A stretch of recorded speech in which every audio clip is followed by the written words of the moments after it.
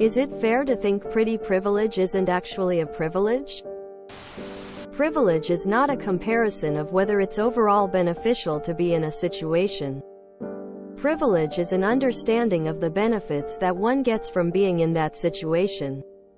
So, for example, there are very basic things that are denied to people who are unattractive.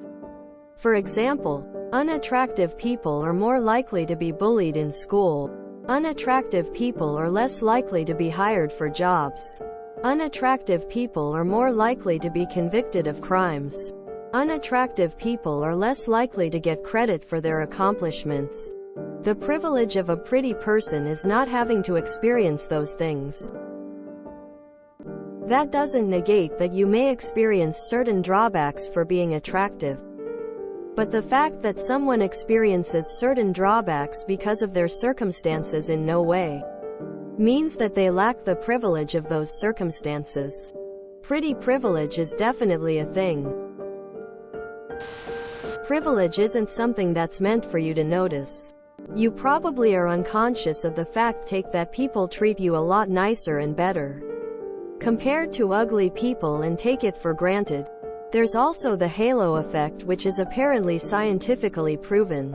That said, it's also undeniable that you will attract unwanted attention at times, and people will expect things from you when you didn't even want anything to do with them in the first place. Set firm boundaries and just be you. Being conventionally attractive has far more benefits than getting free drinks. It actually affects your ability to get hired, the healthcare you receive, how kind strangers perceive you to be, how respectfully you are treated by others, and so many more things.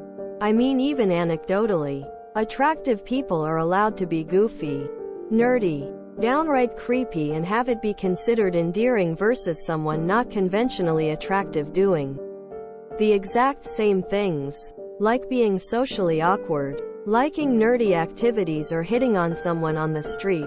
Many careers are greatly affected and sometimes exclusively tied to attractiveness. Modeling, singing, acting, etc. And if we start looking at how attractiveness interacts with social media popularity, it opens up another conversation in a world that's becoming increasingly interested in clout. This isn't to say there are no drawbacks to being attractive, or that attractive people don't experience problems or even problems because of their attractiveness. But it's not up for debate that conventional attractiveness gives you a leg up in many ways, and you can ask people that have glow-ups or lose weight or hit the gym how different their treatment is. It's 100% real. Pretty privilege is a real thing. However, what you are specifically talking about is objectification. Pretty privilege equals people are nice to you, pay attention when you speak, promotions, raises, better service, seen as a good person and not a creep, etc. Pretty privilege can make your life a lot easier. Hence why it is called a privilege. Objectification equals free drinks for sex, easier getting into sex work, more attention from men. Objectification is when a man is viewed as a sexual object. He is expected to provide sexual services when they are given attention, money, etc. This is not a privilege and can definitely be a bad thing.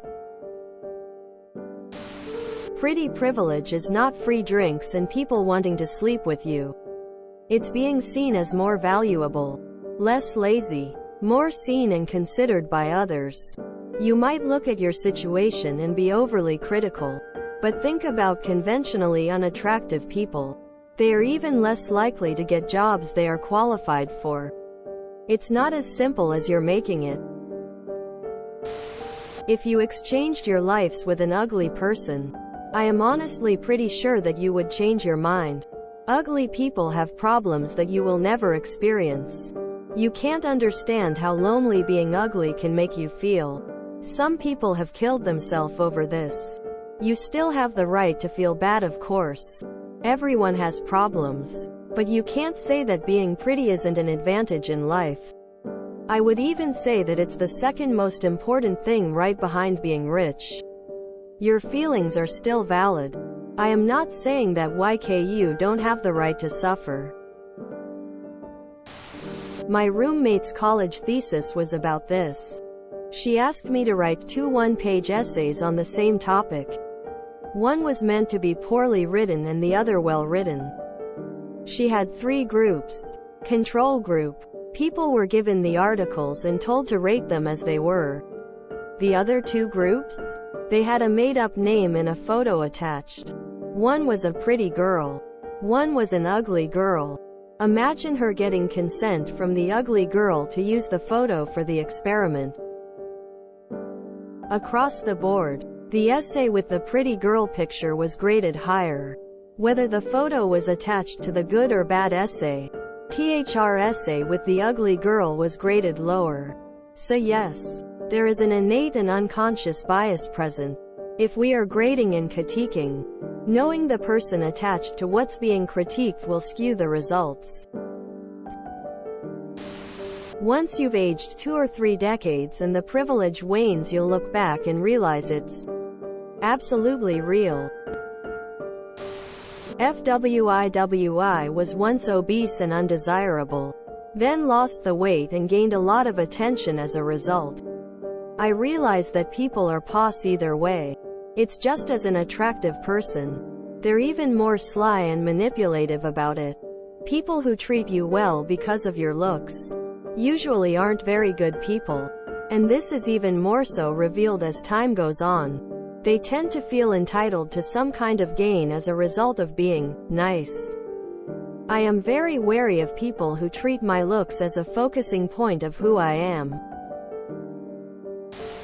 It's real and affects almost everything in your life. It's so pervasive you likely don't even notice it, because it's just how life is for you. I encourage you to do some research. There have been studies on specific aspects of it. One of the big themes is that it significantly positively affects almost every single human interaction you have, regardless of the age or gender of the person you're interacting with. Recognizing the negative side of pretty privilege is very important for your growth as a human. At the same time, it's still a privilege, and that means you have a societal advantage that other people don't have. Also, you never owe anyone sex. It can be a definite privilege in certain situations, but it can be weird too. Attractive people get hired easier, men and women. Of course, women have to navigate the slimy side of life more often in general. You'll notice it more when you're more middle plus age. When it goes away, lol, one day everything is normal. The next you're almost invisible. Enjoy this now. Figure out how to navigate through the pettiness, and you'll be gold. Your privilege consists of things you don't even notice. I live in a quiet area of a rather big city, and whenever my girl spends the weekend here, it blows my mind how people go out of their way to treat her like she's a celebrity. Everyone suddenly says hello, attempts to make friendly small talk, crack jokes, and welcome her like a queen. When I'm by myself, I'd be lucky to get a hello from people I see every week. This difference is treatment is not something you're conscious of. I think you're reducing what pretty privilege affects, tbh. Here's some food for thought. https www.mamamia.com.au/prettyprivilegestories/ Wait until you get into the workforce. You'll be able to tell then if you have pretty privilege. So the thing is that it's not just things like free drinks. If you are attractive, you are more likely to get hired at a job. Special requests at restaurant are more likely to happen. People will laugh at your jokes even if they are not funny.